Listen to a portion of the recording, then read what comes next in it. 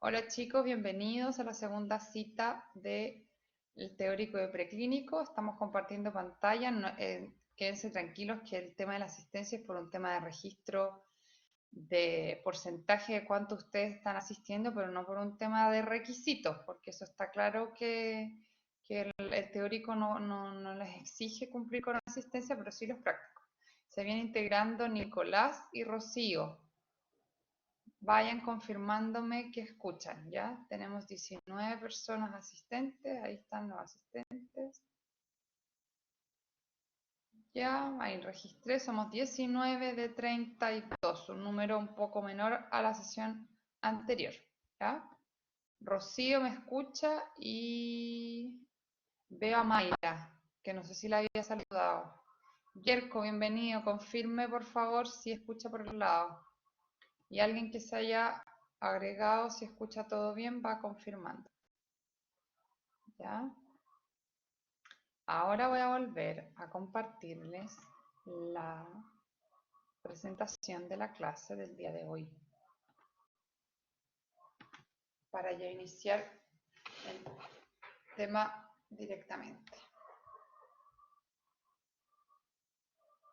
Ahí sí deberían ver la pantalla que dice ergonomía y bioseguridad. Y vamos a activar la manito. Ahí ven la manito que se está moviendo en la pantalla. Sí, ok.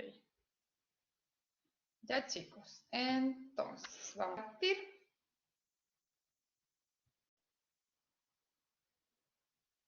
Ya. El objetivo de esta unidad es que apliquemos los principios de ergonomía y las normas de bioseguridad durante el desempeño de la práctica odontológica diaria. ¿Ya? El objetivo es aplicarlo a simplificar el trabajo, manteniendo siempre la calidad de este. Cuando hablamos de bioseguridad o ergonomía, no está en tela de juicio la calidad, eso se ha por entendido que se cumple, ¿cierto? Los temas que se van a ver son los principios de simplificación de trabajo y economía de movimiento, normas y elementos de bioseguridad, la cadena de limpieza y el manejo de desechos. Ergonomía, entonces, como para que participemos, el que levanta la mano, ¿qué se acuerdan o qué saben de ergonomía? Ay, me adelanté, apreté aquí. No, ojalá que no la hayan leído. ¿Alguien que quiera participar? Abajo hay un monito donde usted puede levantar la mano y decirnos algo para que esto sea más que un monólogo. ¿Alguien voluntario, motivado?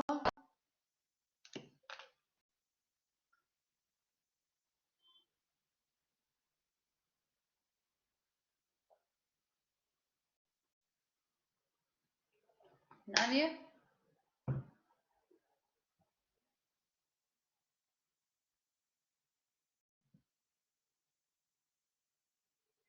Ya, Cristóbal dice que es cómo cuidar la posición de trabajo. Sebastián dice que es una ciencia que estudia la posición ideal. ¿Solo la posición?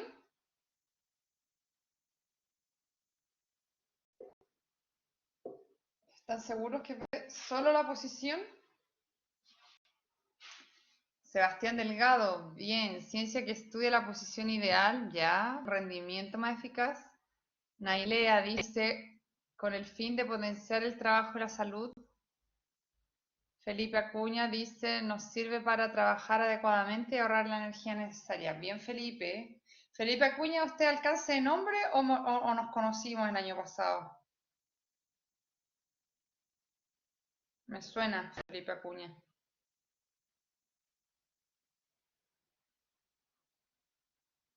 No sea tímido, Felipe, confírmeme si es usted o es alcance de nombre con alguien del año pasado. Ven, si yo tengo buena memoria, soy media despistada con los nombres, pero, ve, ya, con Felipe nos conocíamos por la respuesta y ya hace rato que me venía haciendo clic su nombre. Qué bueno tenerlo nuevamente, que estemos en la misma sección. Espero no haya sido solo que era el único cupo que quedaba, sino que eligió estar conmigo. ¿Ya? Ya chicos, entonces, en resumen, bien amplio, La ergonomía es la disciplina que estudia el trabajo humano, que permite racionalizar los procedimientos operatorios, simplificar rutinas, existiendo así un ahorro de tiempo y energía, disminuyendo el riesgo ergonómico. O sea, va esto mucho más allá de solo la posición, ¿ya? Al final, como resumen, es la aplicación conjunta de algunas ciencias biológicas y de ingeniería para asegurar entre el hombre y el trabajo existe una adaptación óptima, o sea, es optimizar esta relación que existe para incrementar el rendimiento y contribuir a su bienestar, buscando entonces hacer el trabajo más cómodo, más fácil y que tenga menor desgaste de nosotros, el operador. Obviamente, como decía, sin afectar la calidad. Ahora, ¿cómo logramos esto en relación a estos principios? ¿Ya? Que vamos a ir comentando. Eliminando lo innecesario en relación a qué? A equipos e instrumentos, así como pasos y procedimientos que sean innecesarios, ¿ya? Combinando, ¿qué se puede combinar? Se puede ahorrar el 50% del trabajo si las funciones son, ejemplos, son que realizan dos instrumentos, yo lo puedo reducir a uno. O si tengo mucho equipo que haga cosas distintas, puedo reducir un equipo y utilizar solo uno, lo que va a optimizar finalmente la ejecución total del trabajo. Asimismo, como movimientos innecesarios por alguna posición mal realizada, yo puedo mejorar esa posición para reducir los movimientos y así poder tener un mejor rendimiento en el trabajo. ¿Ya? Reubicar, ¿qué te vamos a reubicar? Componentes de equipo en nuestra clínica, reorganizar el sistema de citas, puede ser redefinir los pasos de los procedimientos a realizar. ¿Para qué? Para aprovechar mejor el tiempo y el espacio disponible. Y por último, vamos a simplificar, que nuevamente equipo dental, instrumental y procedimiento. Ejemplo, la técnica de trabajo a cuatro manos, que optimiza mucho y simplifica el trabajo que si estamos solos, ¿ya? ¿Para qué? Para reducir las variables que van a permitir que el equipo entre que conformamos entre nosotros y el asistente sea más efectivo. ¿Hasta aquí alguna duda?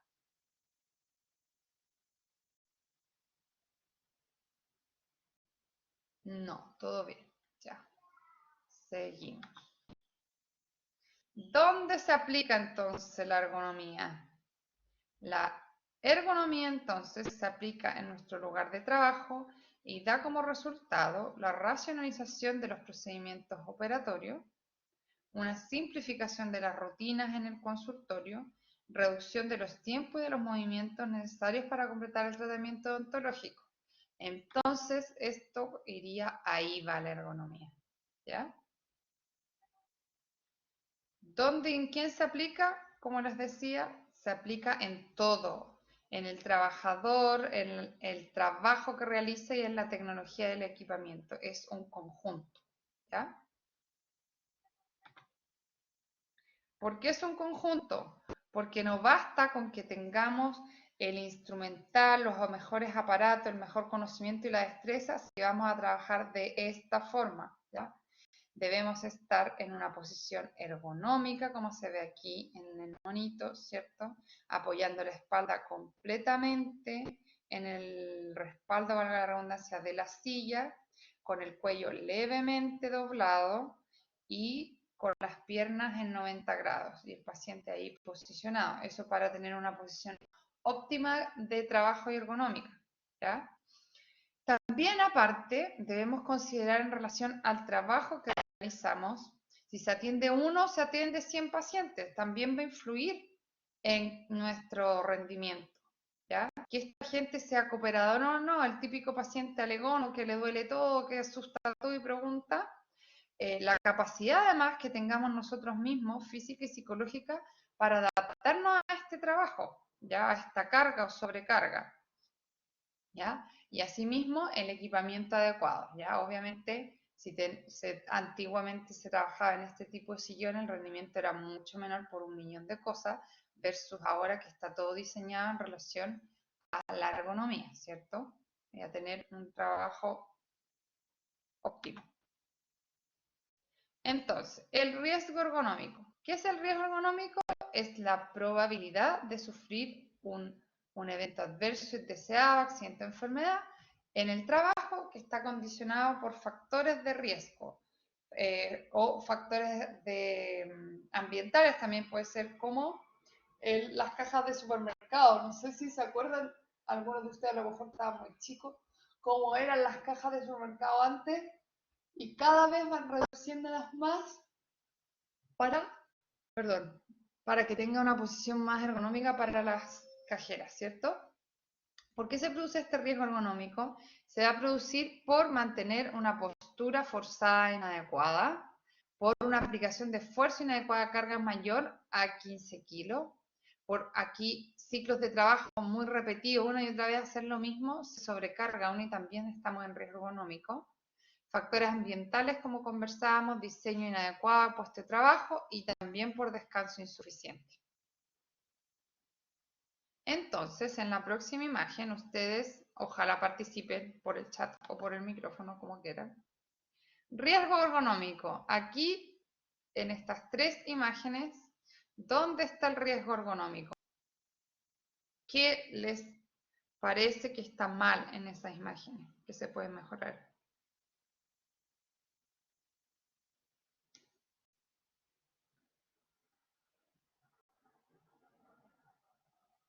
En la primera, la de la izquierda, me imagino, o la de la derecha. Ya, en la primera, pero me dijo sí, el cuello. ¿Ya qué más? La del medio.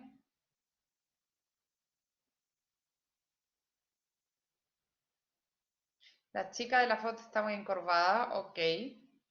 ¿Y la foto del medio? ¿Dónde está la colega ahí examinando a alguien? El brazo está muy elevado. Sí, y en bioseguridad, ¿qué le falta? Al paciente le falta algo y a la colega le falta algo.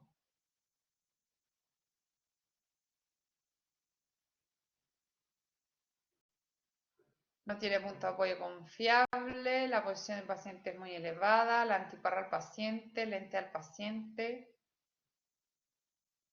¿Qué es cofia? Ahí me pilló. El gorro, ¿cierto? Y el gorro. Ya, muy bien. El gorrito.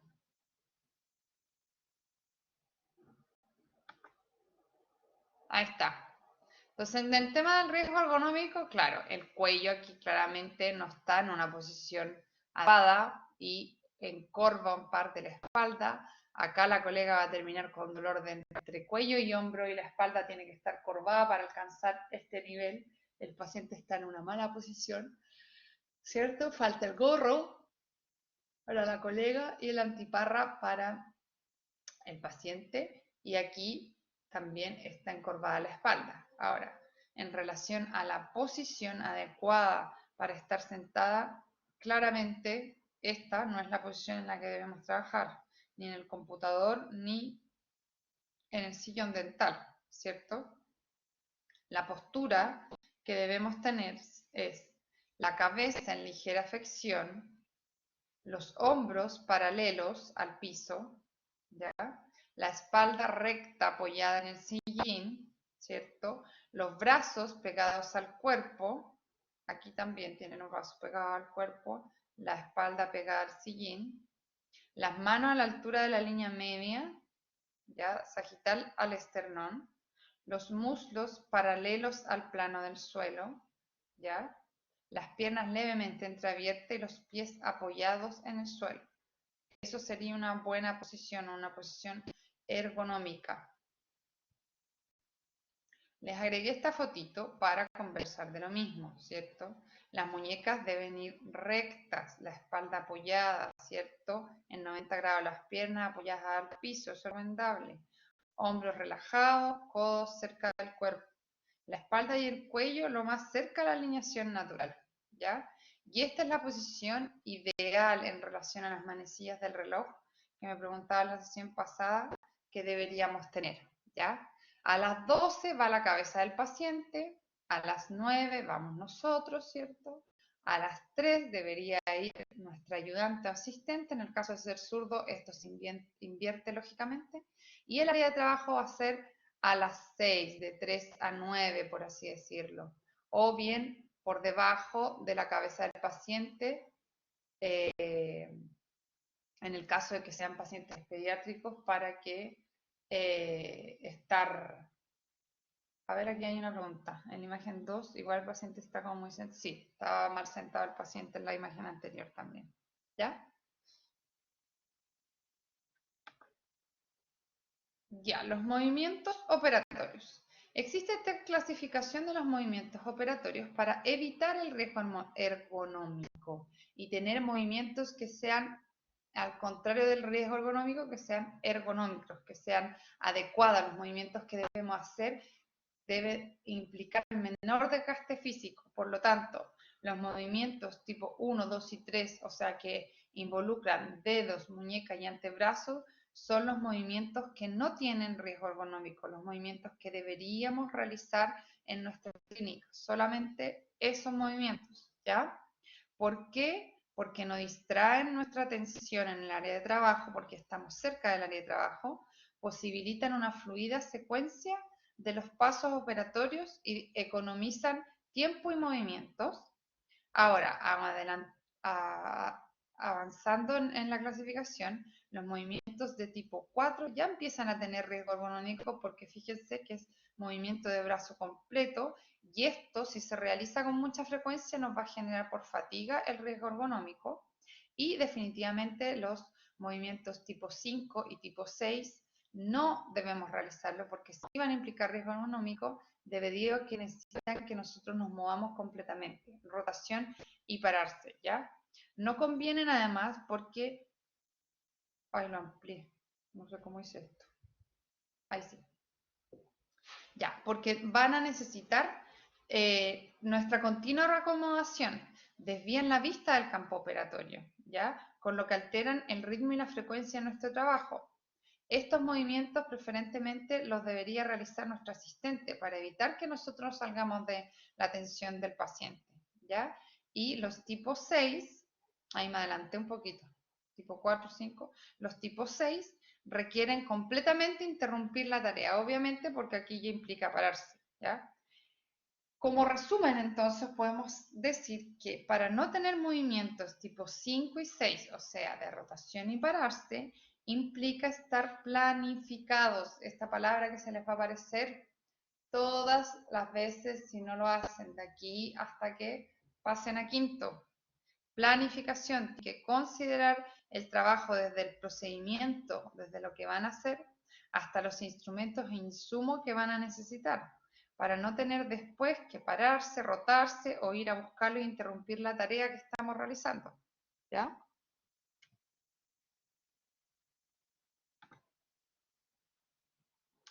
La superficie horizontal de trabajo, desde acá podemos ver una supuesta zona de trabajo, desde arriba, ¿cierto?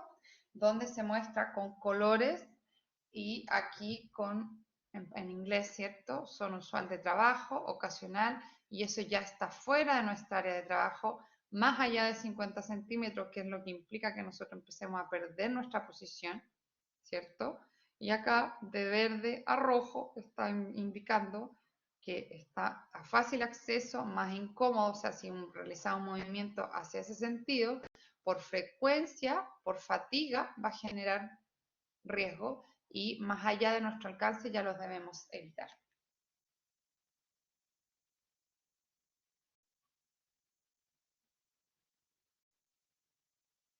¿Por qué debemos evitar los que están más lejos? Porque en la medida que el trabajo se aleje de nosotros nos obliga a realizar los movimientos con riesgo ergonómico, que son el 5 y el 6, que es rotarnos o pararnos o movernos y perjudica nuestra posición.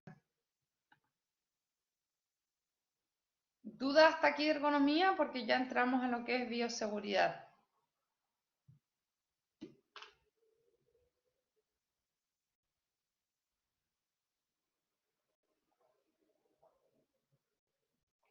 No, ok, súper.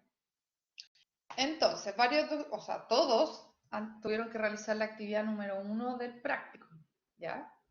Por lo tanto, manejan el tema de la ergonomía por los principios que me pusieron en el trabajo algunos. Aquí principalmente hablamos de la bioseguridad más aplicada, completamente en lo que debemos hacer para mantener las protecciones y las barreras de seguridad. El conjunto de medidas, entonces, preventivas que tienen por objeto proteger la salud y seguridad de los pacientes y personal de la salud frente a los riesgos biológicos, físicos, químicos y mecánicos a los que están expuestos durante su proceso de atención. Entonces, son todas estas medidas preventivas que hoy en día son normas que tomamos para cuidar a los pacientes, al personal de salud y también a nosotros mismos para evitar cualquier daño. Y el objetivo, obviamente, es evitar el contagio. Está súper en boga la bioseguridad hoy en día.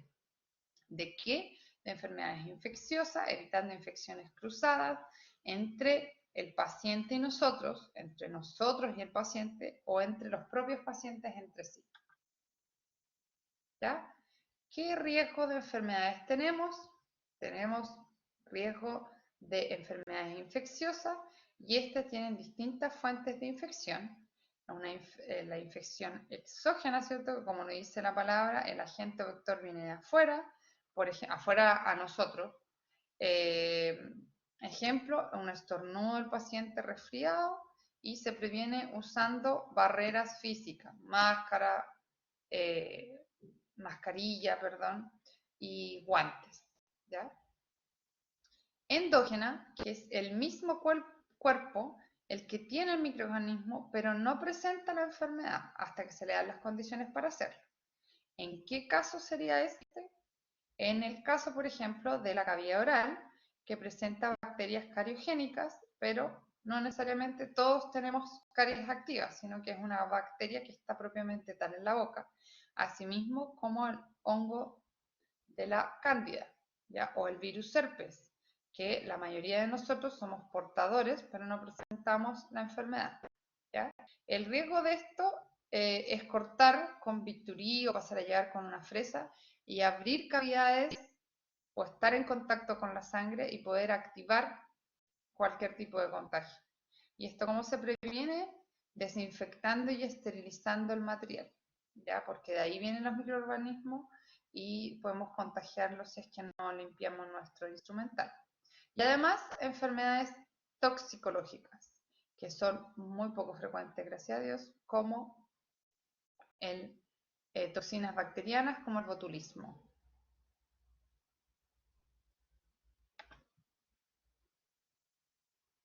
Entonces, los mecanismos de transmisión de una enfermedad van como de la siguiente manera.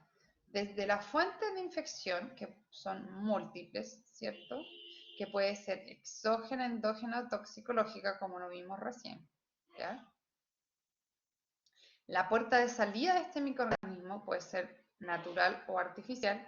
Por ejemplo, como acabamos de decir, si por un accidente cortopunzante se rompe la membrana y ahí artificialmente entra en contacto y puede ser una puerta de salida de este microorganismo. Y la puerta de entrada, el mecanismo de transmisión de esto va a ser contacto directo con la boca del paciente, o sea, estamos ahí nosotros, queda claro que somos la profesión con mayor riesgo de contagio, sobre todo en relación a un virus tan infeccioso como el coronavirus. Contacto indirecto en instrumental, objeto cortopunzante y otros, e infección a través de gotitas, ¿ya? Tenemos los tres mecanismos de transmisión si lo aplicamos a alguien que fuéramos a atender con coronavirus. Estamos claramente bien críticos en ese punto, ¿ya? Y la puerta de entrada, entonces, estamos atendiendo al paciente por inhalación, que lo evitamos usando las mascarillas, ingestión, que nos traguemos una gotita de esta saliva, ¿cierto? O penetración a través de la mucosa, ¿ya? Que estos microorganismos que van en aerosol llegan a la mucosa, sea nasal, oral u ocular, y nos infectan, o en una lesión cortopunzante, ¿ya? ¿Dudas de esta diapositiva?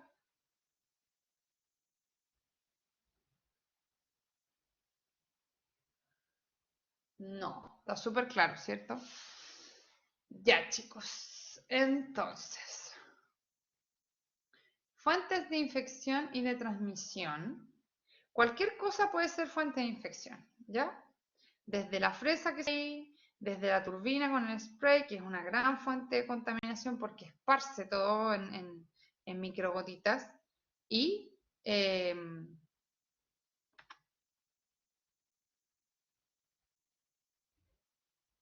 el tema de los desechos, ¿cierto? Todo finalmente para nosotros es fuente de infección porque estamos en contacto con fluidos biológicos, desde la saliva hasta la sangre, ¿ya? Son mecanismos de transmisión indirectos, esos sí, los desechos, y existen diferentes tipos de basurero, ya que no podemos mezclar, por ejemplo, acá que aparece súper bien rotulado, en un tamaño mucho mayor a los basureros que hoy vamos a ocupar nosotros, ¿cierto? Basura común separada totalmente de las con riesgo biológico y cortopunzante, ¿ya?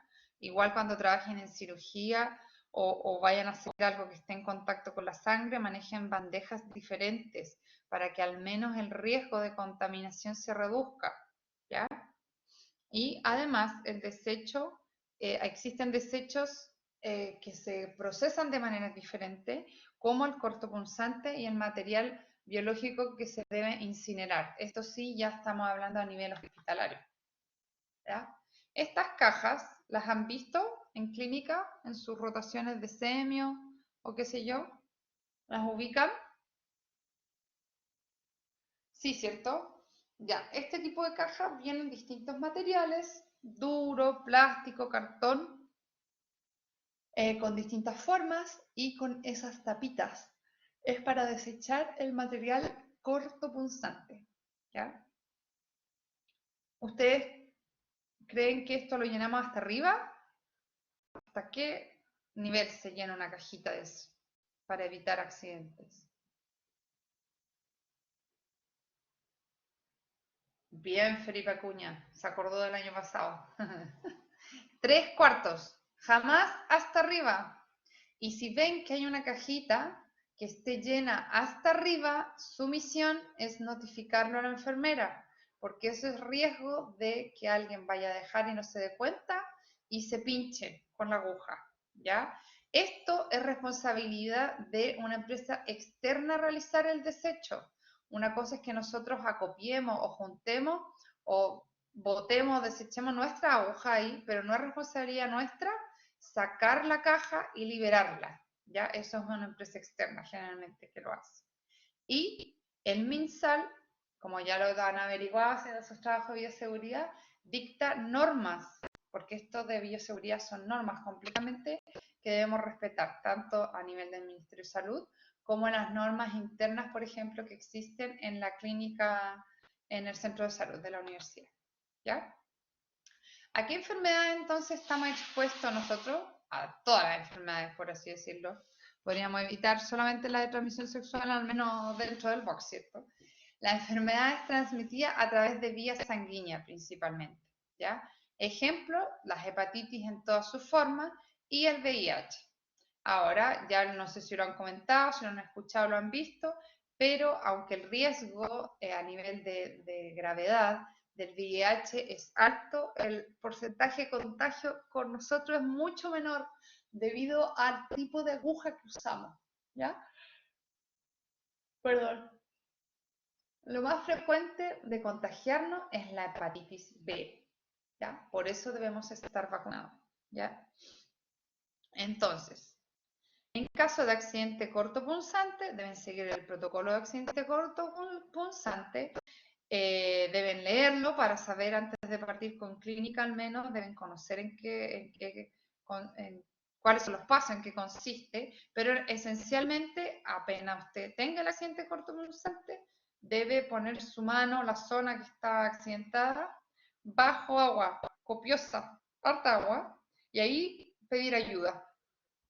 Tiene que apretar la herida, ¿cierto? Para ordeñarla, valga la palabra, y inmediatamente conversar con su paciente, si hay historia no de nada, pero sí o sí va al examen y tiene que sacarse sangre, ¿ya? Aunque su paciente no quiera, se niegue por ese motivo, usted debe hacerlo. En eso consiste a grandes rasgos, ¿ya?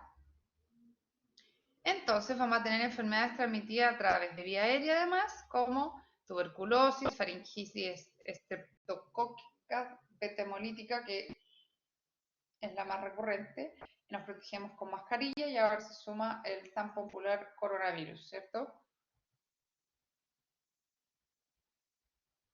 Que a todo esto, ahora todos nos enteramos, al menos yo, que el coronavirus es como el virus Coxsackie, que tiene una familia enorme de virus y ahora esta es la forma más nueva y virulenta del mundo. Tenemos enfermedades orales bacterianas, víricas y fúngicas, como la sífilis, el herpes y la candidiasis, ¿ya? Tenemos también enfermedades de transmisión hídrica. ¿Qué quiere decir eso? Que son por agua de la turbina cuando se enjuaga, ¿ya? Y me van a dar un segundito porque les voy a hacer un testeo. Vamos a hacer una pregunta para despertar un poquitito. Voy a copiar aquí a ver si nos resulta. Denme 2 segunditos.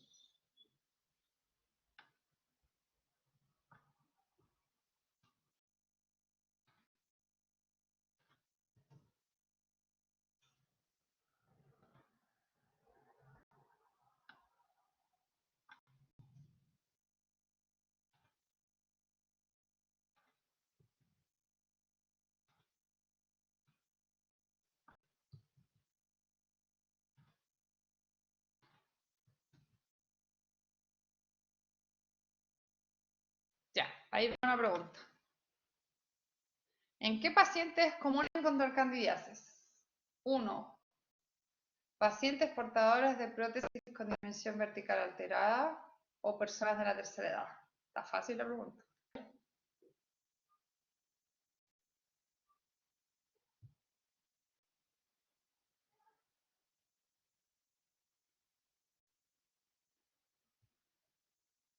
Mira, les voy a mostrar cómo va la respuesta. ¿Lo ven ahí? Faltan 13 que no respondan. Juéguesela, vamos.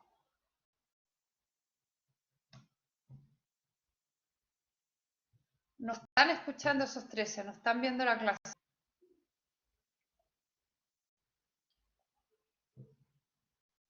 ¿Nadie más va a responder, chiquillos? No puedo responder.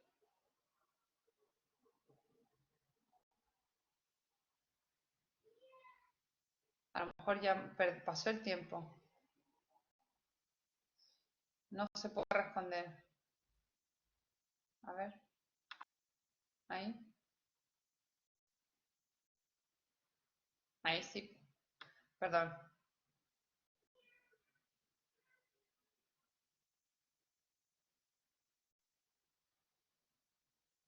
Ah. Que esto lo hicimos en la capacitación, entonces, claro, al mostrar yo la resta, bloqueo el que se pueda seguir respondiendo. Faltan 5.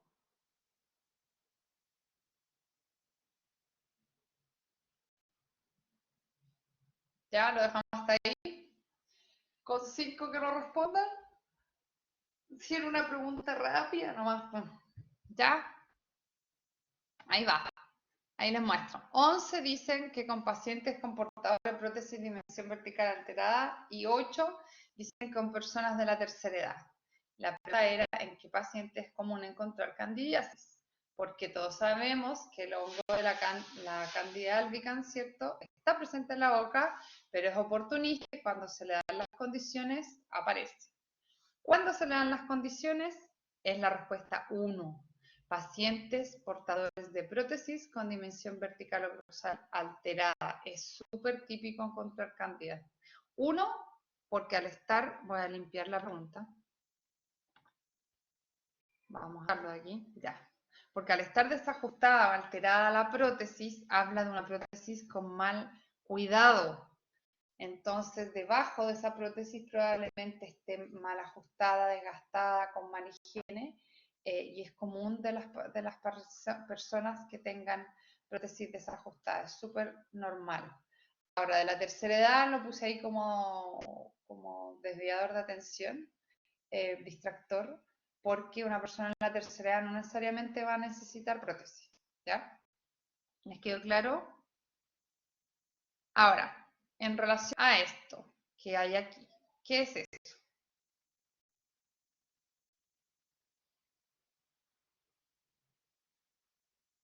Herpes, ¿cierto? Herpes, sí, todo el rato, herpes. En una de sus formas hay personas que les aparece así como si fuera una coliflor en el borde, en la comisura, como esta zona, ahí, y les impide abrir la boca porque se abre y sangra. Y hay otros que presentan este tipo de lesiones siempre asociadas a los bordecitos del labio, ¿ya? Esto es ultra, hiper, requete, contagioso, ¿ya? Por lo tanto, vamos a conversarlo con el paciente, hacerlo pasar, no negarle la atención porque eso sería discriminación y se pueden agarrar una tremenda demanda. Entonces usted lo hace pasar, lo mira, porque generalmente el paciente no se da cuenta, no sabe, y si sabe que es un herpes, no dimensiona que sea tan contagioso. Por lo tanto, usted lo sienta, le explica, le dice que es súper contagioso, que puede haber algún problema, ¿cierto? Que se puede esto extender, y más si usted es periodoncista o hace una cirugía, cero posibilidad, ya se reprograma todo, se le dan las indicaciones de cuidado, ya no hay nada que hacer porque ya se replicó el virus, acuérdense, por algo estamos en cuarentena, los virus a no ser que estemos inmunizados cumplen su ciclo, y generamos inmunidad y listo, pasó. Por eso es la cuarentena o la quincena, como lo quieran llamar. En el caso del virus herpes igual, de 5 a 7 días, si se dan las condiciones, el virus se replica y se acaba la enfermedad, por así decirlo, activa, porque seguimos siendo portadores. Por lo tanto, con esa lesión tendríamos que ustedes citarlos para una semana más y ya debería estar listo, ¿ya? Pero no lo chuten, no lo hagan esperar, trátenlo igual con guantes, con las prevenciones que tenemos que tener, ¿cierto? Después se lavan bien las manos, pero hay que darle la explicación y la atención adecuada al paciente, aunque no ejecuten la acción clínica, ¿ok? Listo. En esta imagen vamos a hacer otro feedback, otra pregunta, mientras yo les voy contando. Esta escena no es de ayer, ¿cierto? Ni hace un año. Estamos hablando de 1840, 1850, ¿cierto? Se ve ¿qué dirían ustedes que se ve en esa imagen? ¿Qué hay ahí?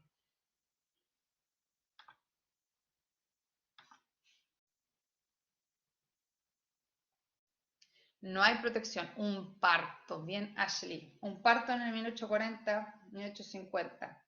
Y les cuento, mientras estoy tratando a ver si puedo, sí, que en un parto aproximadamente morían el 30% de las embarazadas. ¿Por qué morían? ¿Por qué se le ocurre que morían?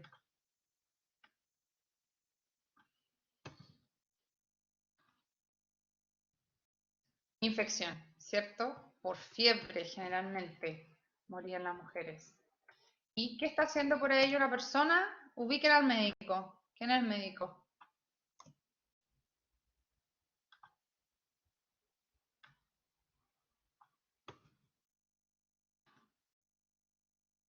Eso, el que se está lavando las manos, ¿cierto? Entonces yo aquí estoy haciéndole una pregunta a ver si alguno de ustedes dimensiona lo importante que es la medida de lavarse las manos, cuánto se redujo el tema de las muertes después del lavamanos. Y que ahora nuevamente cobra importancia porque es una de las medidas más efectivas para evitar el contagio por coronavirus. Ya, ahí va. ¿A cuánto bajaron las muertes después de aplicar la medida de higiene más básica del mundo, que es lavarse las manos?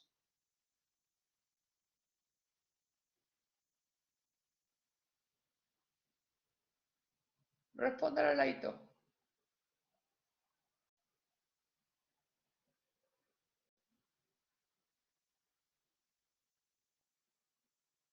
¿Cómo va a estar bloqueado? No, ¿por qué? Ahí sí, perdón.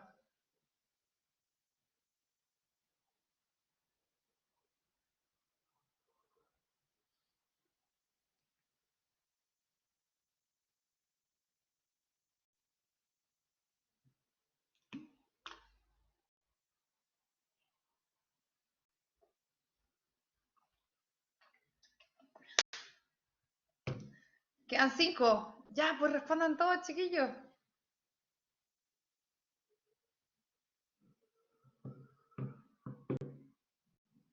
Hay 5 que no están motivados, no están o no lo ven.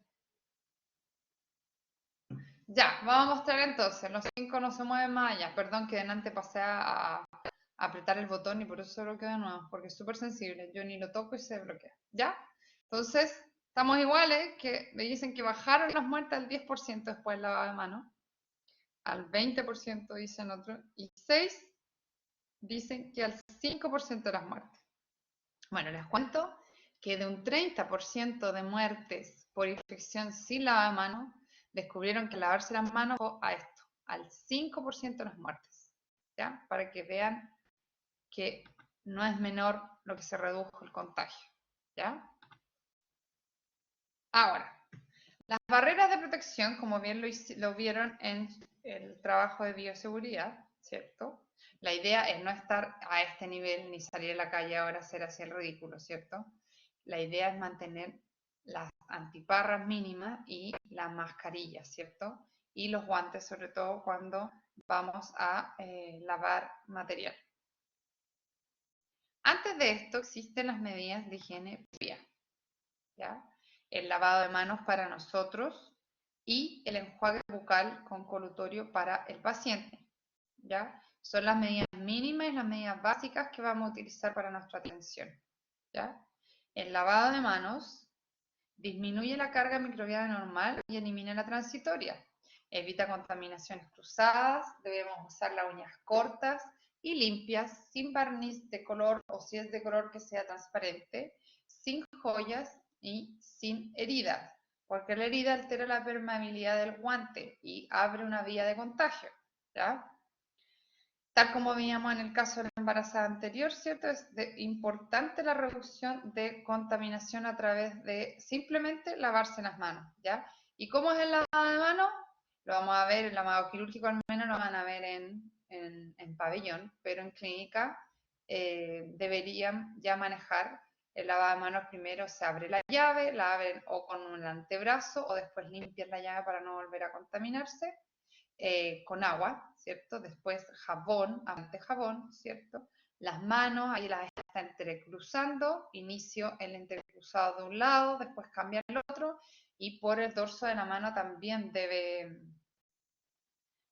lavarse, ¿ya? Para cerrar la llave, como les decía yo, podemos utilizar papel, podemos utilizar el codo, pero la idea es no volver a contaminarse, ¿ya?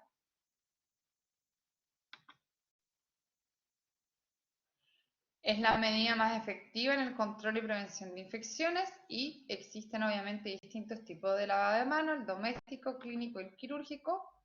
El doméstico, el que realizamos todos los días en la casa, higiene personal, ¿cierto? Después de ir al baño, ¿cierto? Lavado de manos clínico, antes y después de la atención de cada paciente, ¿ya? El clínico es cuando no involucra campo estéril, esa es la diferencia con el lavado quirúrgico, que sí implica campo estéril.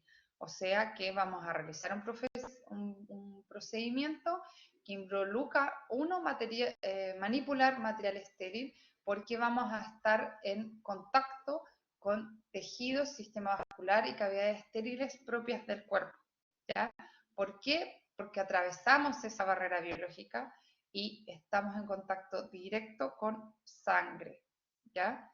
El lavado de manos de pabellón no se realiza con jabón normal, se usa pabellón ayudada en el caso de los que no son alérgicos al yodo y los que sí son alérgicos al yodo, clorexidina, aunque por lo que maneja la norma actual cambió de yodo a clorexidina.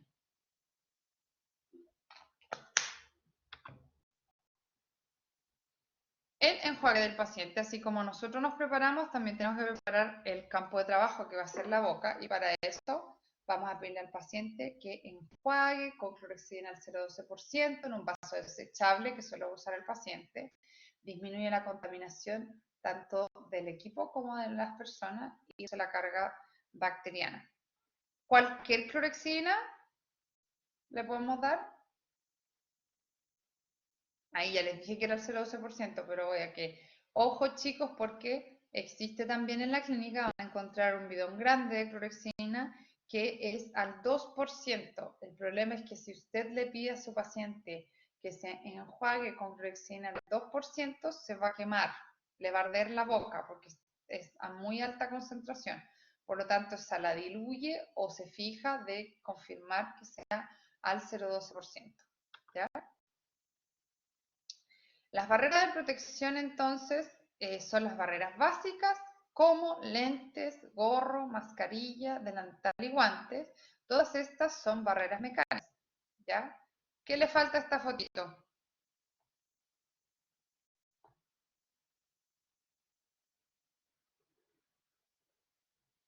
Sí, antiparra y el gorro. Bien, excelente. Muy bien, buen feedback. Ahí está, ¿cierto? Punto menos, sin lentes, sin gorro. Lo primero que les digo, por favor, cuídense los ojos. No es grato tener una interconsulta directa con el oftalmólogo posterior a la atención de los pacientes, ¿ya? Aparte del riesgo que existe para ustedes mismos, tienen punto menos en bioseguridad. Por lo tanto, acuérdense de nunca olvidar las medidas mínimas, el andar con uniforme, andar bien presentado, las barreras de seguridad, porque eso va a ser evaluado de aquí en adelante, ¿ya? Lentes antiparra, ¿ya? Se recomienda su uso para pacientes, asistentes y operadores, ¿ya? Protección ocular ante agentes químicos, el ácido fosfórico, cuando estamos haciendo resina, ¿cierto? Físico, trozo de amalgama o de diente o de metal que pueda tener una incrustación en el paciente o que estén poniendo algún ganchito en la prótesis. Y los biológicos, bacterias presentes en la saliva, sangre y en el suelo de la turbina. ¿Ya? Ojo que los lentes deben estar tapando la zona que nos pueden afectar, pegado a la mascarilla. Por eso es importante que prueben los lentes antes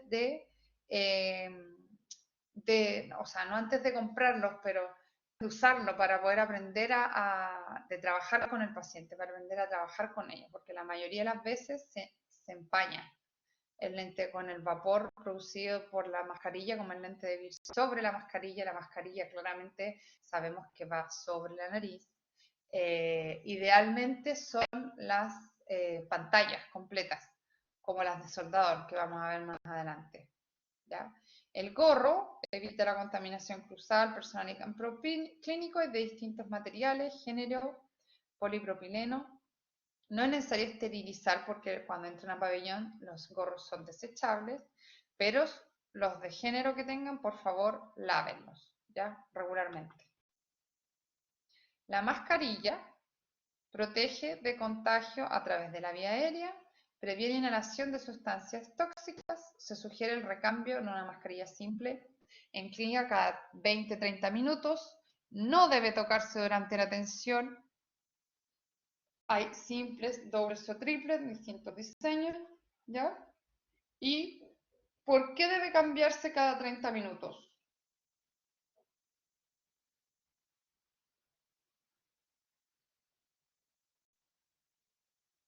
¿Ya pierde efectividad, Cristóbal? Porque se humedece. Excelente, Claudia y Ángel. Bien. Porque al respirar se humedece y al humedecerse altera la permeabilidad y ya no aísla. ¿Ya?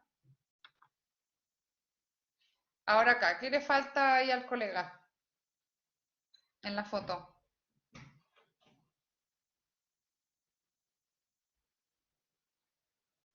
Exacto. Al igual que nuestra querida Seremi de Salud, cuando partió todo este show del coronavirus, sale en la tele dando el ejemplo, debería ser, ¿cierto? Mal la mascarilla, sin taparse la nariz, ¿ya? Una vergüenza, como comentario al margen. Siempre no es efectiva esa mascarilla, para nada. Y aquí está la mascarilla que yo les comentaba, la que es como soldador, que tiene hacia arriba eso que se ve ahí. No sé si lo alcanzan a percibir, es una mica transparente, plástica, ¿ya? Esa mica cubre los ojos y nos protege. De ahora en adelante, yo creo que va a ser una buena medida, buena práctica el usar ese tipo de mascarillas, ya que nos va a proteger mucho más. Todas son desechables, en todo caso, todas estas mascarillas. incluso las con la mica.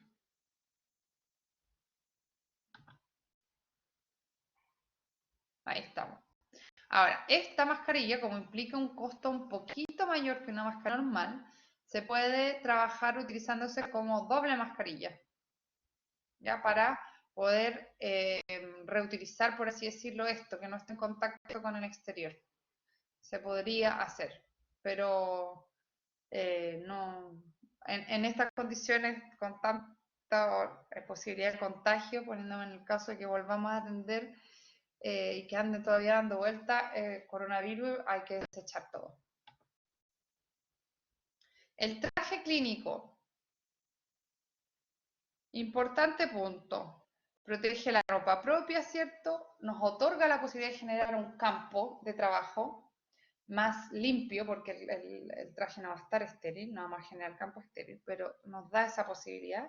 Evita la contaminación cruzada. Debe presentarse el uniforme indemne, podría ser estéril en el caso de que fuéramos a pabellón, y también hay diferentes materiales.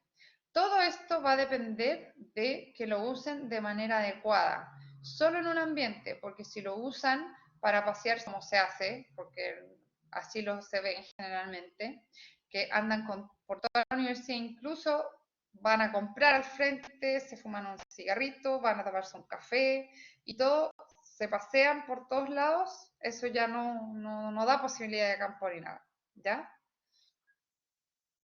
Ve, mira, aquí Felipe Acuña dice lo mismo que estaba comentando yo, que les gusta pasearse con uniforme por la calle. Y no es solo ustedes, no es un ataque.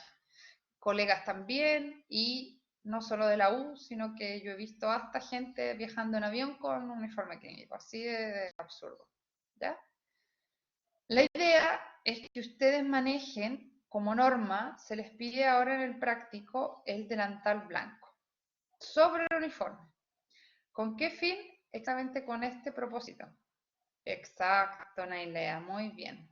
Por eso se agregó, para que ustedes, tanto en clínica como en el práctico, usen este delantal blanco y cuando salgan, yo así lo ocupaba en la universidad, de hecho, me acuerdo, no sé por qué después se eliminó, ¿ya? Teníamos el uniforme, pero en ese tiempo, porque yo estudié en la Universidad de San Sebastián de Concepción, somos la segunda generación, paso el aviso, cuando partió todo este proyecto, y teníamos un uniforme que era de otro color, y sobre el uniforme teníamos el delantal. Entonces nos sacábamos el delantal y íbamos a tomar un café o algo, lo que fuera, y después volvíamos y nos poníamos el delantal. Eso es lo que debemos retomar, ¿ya? Los guantes. Protege las manos de contaminación y de accidente cortopulsante. Y aquí me voy a tener un poco porque está dentro de la descripción, pero a la hora de la práctica, algo como una aguja que tiene un borde o como un bisturí que tiene un filo, el guante no limita el accidente cortopulsante, para que no vayan a ver que sí lo hace, ¿ya? Se describe porque obviamente que no va a entrar en contacto directo con la piel algo que yo crea que que voy a tocar y me doy cuenta, pero si uno no se da cuenta va a atravesar igual, a eso yo, ¿ya? ¿Va a constituir una barrera mecánica? Sí, obviamente. ¿Disminuye la transmisión de microorganismos al paciente? Sí. Son útiles siempre y cuando, obviamente, no se pueden andar paseando tampoco con los guantes. Pues yo también lo he visto, que se arreglan el pelo, agarran el teléfono, hacen todo con los guantes, ¿ya? Y existen hoy en día diferentes tipos de materiales, como para las pacientes con dermatitis alérgica o por contacto, como en mi caso, el nitrilo. Es un muy buen material. Para el que no tiene nitrilo puede hacer la mezcla un poco incómoda, pero que también sirve, que es de vinilo en la parte interna y de látex en la parte externa, así como doble guante, ¿ya? Hay que cambiarse los guantes en el caso de que tengamos cualquier tipo de herida o cualquier tipo de perforación en el guante, eso está de más, y en el caso que sea así, hay que lavarse bien las manos y volver a atender al paciente, siempre y cuando no hayamos tenido un accidente de pinchazo, de corte, ¿ya? ¿Qué es lo otro? Que el guante tiene que ser su segunda piel, no le puede quedar ni que le estrangule, ni le limite el movimiento, ni el flujo normal de sangre en su mano, pero tampoco puede quedar así como arrugado en la punta del dedo, tiene que quedar liso. Por eso el guante de vinilo no funciona, porque no es elástico. Por lo tanto, al mínimo esfuerzo se rompe. Por eso, en el caso para los que no tengan acceso o se les olvidó o se les acabó el guante, conseguirse guante de vinilo y ocupar como forro el de látex al exterior. Es una buena solución, porque obviamente en el servicio público no van a encontrar guantes en nitrilo. ¿Ya? Sí, esto sí que no. No, bajo ningún punto de vista, ¿ya? Acá tampoco, porque este lápiz, a no ser que ese lápiz lo tengan forrado en alusa y sea su lápiz clínico, podría yo verlos así, ¿ya? Pero la idea es que no. O también en el caso de que ustedes ocupen doble guante, como estábamos hablando recién. Si tienen un guante para ocupar adentro de la boca y después se sacan ese guante y queda con ese segundo guante en capa interna, ahí también podría aceptarse. Y ahora nos vamos a la última etapa de la clase, que es la clasificación de Spalding, este caballero que está acá. Esta clasificación es para catalogar qué desinfección o nivel de esterilidad necesita un instrumento, basándose en el grado de contaminación o esterilidad del medio donde se trabaja. Es súper lógico, ¿cierto? Porque si estoy atravesando membrana o barrera biológica, tengo sí o sí que usar cosas estériles si se va a estar en contacto de acuerdo. ¿Ya? Entonces, en base a esto, vamos a clasificar de esta forma nuestro instrumental. En instrumental crítico, semicrítico y no crítico. ¿En qué consiste? Tiro les explico.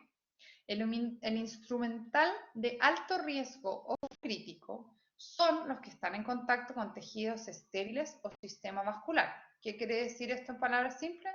Sangre. Y deben estar estériles sí o sí y libre de cualquier microorganismo, incluyendo esporas. ¿Ya? Por eso hay que esterilizarlos con calor o calor húmedo. El caso más representativo, como se puede ver ahí en la imagen, en ese instrumental, es pabellón, ¿cierto? El instrumental odontológico crítico. Espérense que esto no sé por qué quedó así, como extendido. Todos los instrumentales, ¿cierto? Que van a estar en el pabellón, ¿cierto? Quirúrgico y de curación. Hasta los eyectores quirúrgicos, todo estéril. El instrumental odontológico semicrítico es todo el material o instrumento que entra en contacto con la membrana mucosa y puede tener una desinfección de alto nivel, pero no necesariamente debe estar estéril. Ahora, les pongo la siguiente pregunta. Si hay una cavidad profunda, cavidad me refiero de caries, o ustedes radiográficamente diagnostican una caries secundaria debajo de una restauración y existe la posibilidad de riesgo de perforación, es mejor prever, planificarse y pensar en usar campo estéril y fresas estériles. ¿Ya? En ese caso que les propongo, las fresas serían un instrumental crítico o semicrítico.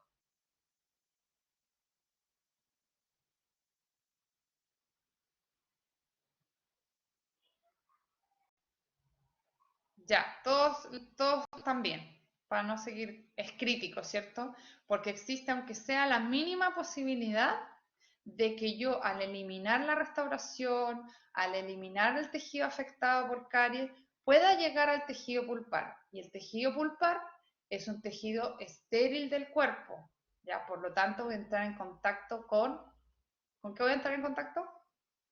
¿Que lo transforma inmediatamente en crítico? ¿Sí? ¿Ven que tiene la pulpa? Sangre.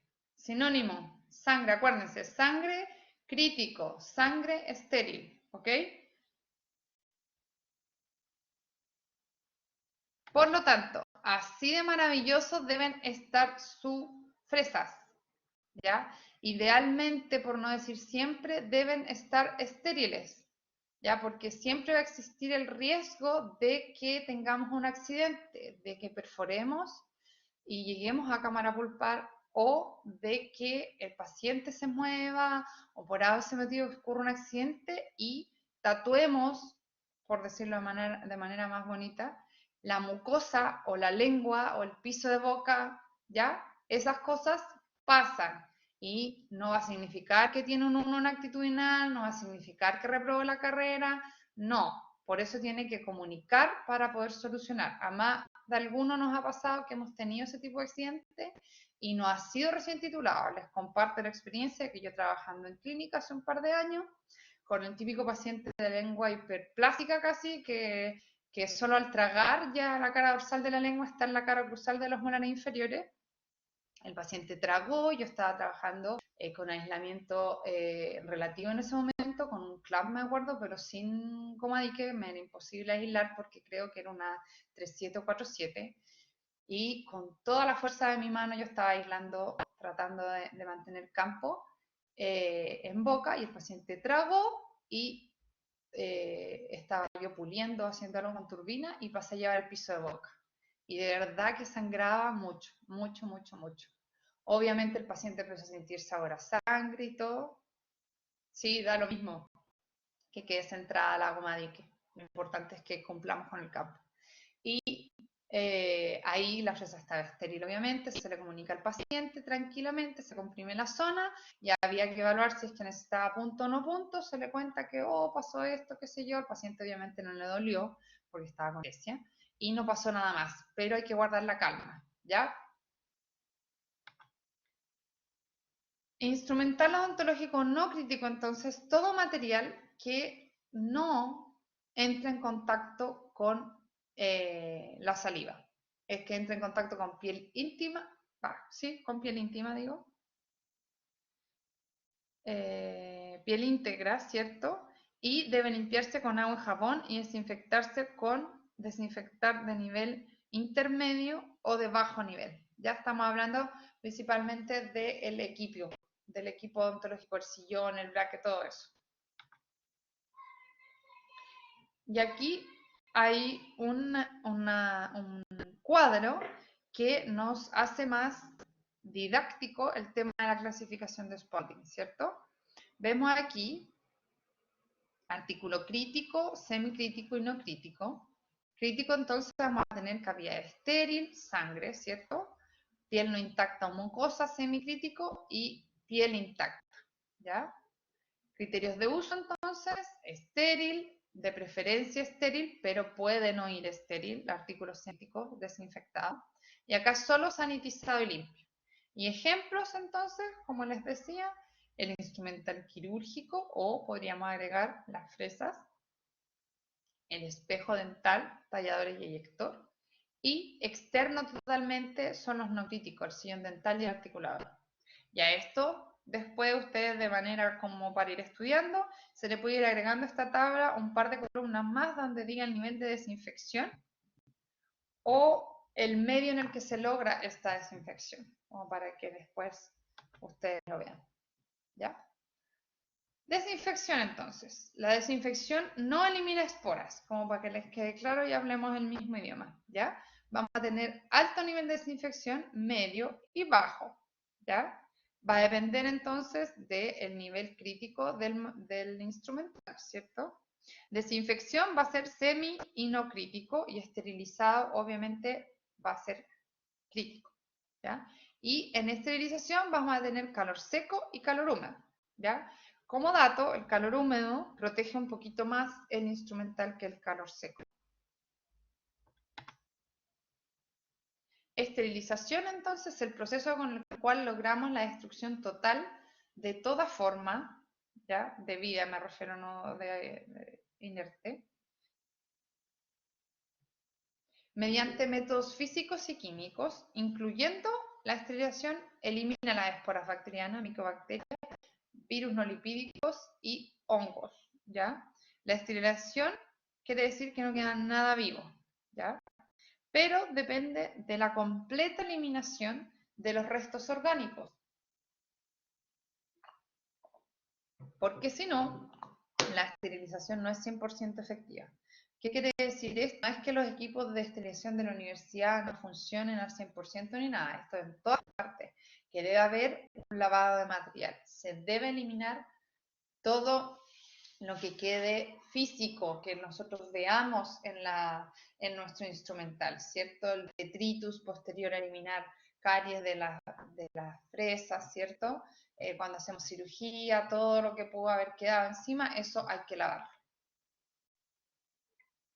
Cosa de que a nuestra vista el material no tenga ningún resto encima. Y desinfección. Entonces, el proceso físico-químico de destrucción de microorganismos patógenos, excepto las esporas, como ya se veía en el esquema, se utilizan en objetos inanimados, pero no en los tejidos. El nivel de desinfección va a depender del grado de resistencia del agente y del tipo de contaminación. Vamos a tener desinfección de alto nivel, que elimina todos los microorganismos, pero no asegura la eliminación de esporas. La desinfección nivel intermedio inactiva bacterias vegetativas, hongos, virus, incluyendo el Mycobacterium tuberculosis, pero no las esporas bacterianas. Y desinfección de bajo nivel que destruye algunos microorganismos. Que eso ya es más doméstico, digamos. ¿Ya? Y algunos conceptos para terminar. Antisepsia es el uso de agentes químicos sobre piel o tejido vivo para inhibir o eliminar microorganismos. Germicida es el agente químico capaz de matar microorganismos. Esporicida es un germicida capaz de matar las esporas bacterianas, como sugiere su nombre. La limpieza es la eliminación de todo elemento extraño, material orgánico, de objetos mediante el lavado con agua y jabón. O sea, previo a la esterilización debemos hacer una limpieza, ¿cierto? Eliminación de todo el material orgánico. Sanitización es el empleo de agentes físicos o químicos sobre objetos inanimados para reducir carga bacteriana. No elimina forma vegetativa ni espora. Y la descontaminación corresponde al empleo de agentes químicos y físicos para erradicar formas vegetativas y esporas al límite que no constituya un riesgo para el operador. Entonces, la sanitización va a ser en alimentos o baños, la desinfección en salud, la antisepsia sobre tejidos vivos, únicamente sobre tejidos vivos. ¿Ya? ¿Les quedó claro este como diccionario de conceptos?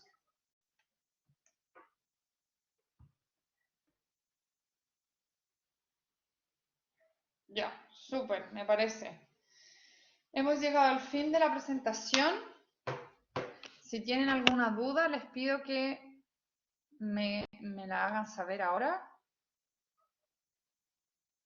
Voy a compartir la pantalla para poder dejar registro final de todos los que nos acompañaron.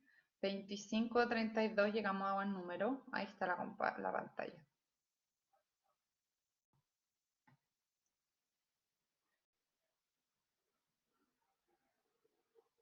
¿Ninguna duda, chicos?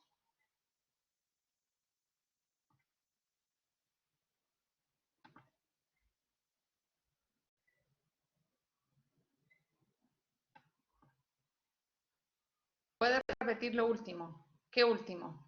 ¿La última diapo? ¿O el último concepto?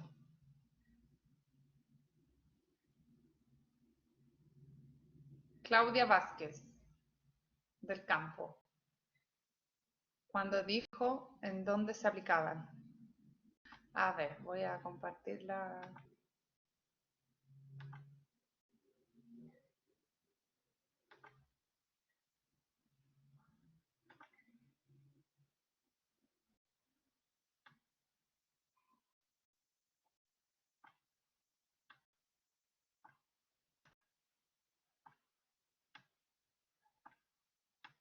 Estoy llegando a la última diapositiva.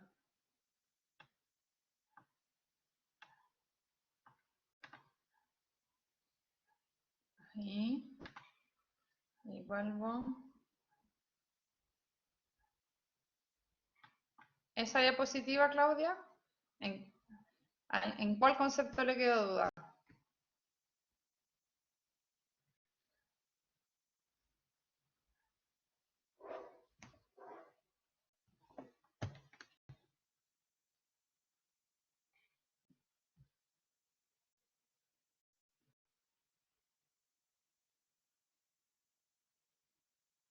Claudia se fue. Bueno, esperemos a ver si se conecta porque ya dijo que tenía duda en la última diapo. Ahí está, Claudia volvió. Claudia, puntualmente su duda. ¿Es lo último que dije o en algún concepto de la definición de que está ahí en la imagen?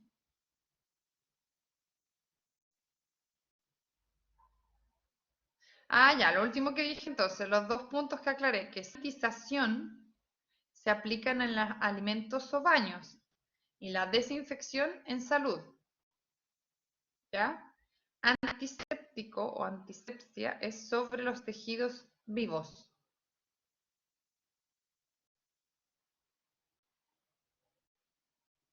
¿Y Claudia está o se fue? Bueno, en todo caso lo dije, lo aclaré y va a aparecer en la grabación. ¿Hay alguien más que tenga alguna otra duda?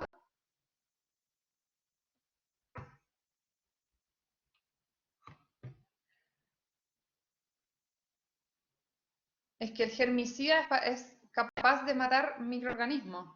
Entonces, en los instrumentos, creo yo, pero no es en la boca, no es en superficies biológicas. ¿Ya?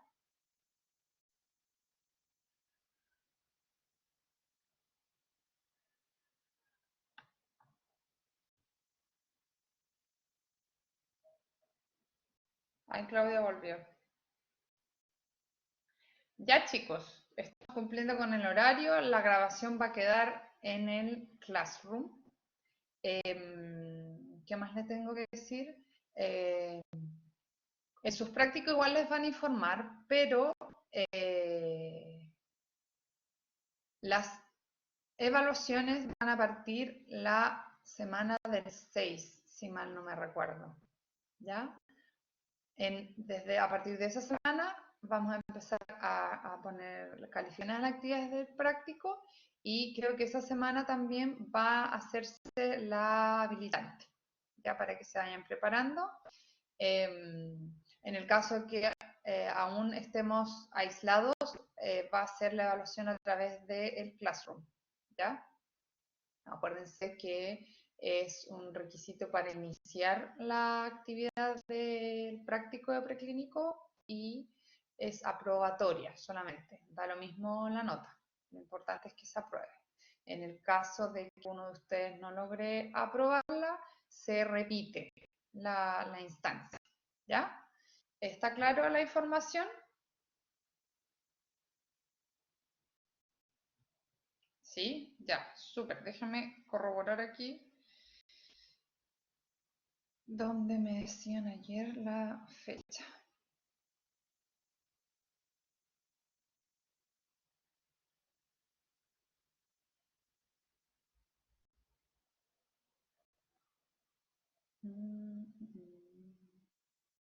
Sí, para el martes 7 nos tocaría la habilitar. Martes 7 nosotros y lo otro el miércoles 8. ¿Ya? Así que hay tiempo todavía para que vayan repasando en relación a los contenidos de bioelementos. Ya queridos, que estén muy bien, que tengan una buena semana y nos repetimos el plato con alguno de ustedes en un ratito más a las 11 para el práctico, ¿ya? Cuídense, que estén muy bien, cualquier cosa ustedes tienen mi correo, ¿ya? Saludos, vamos a dejar de grabar y nos despedimos. Chao, chao.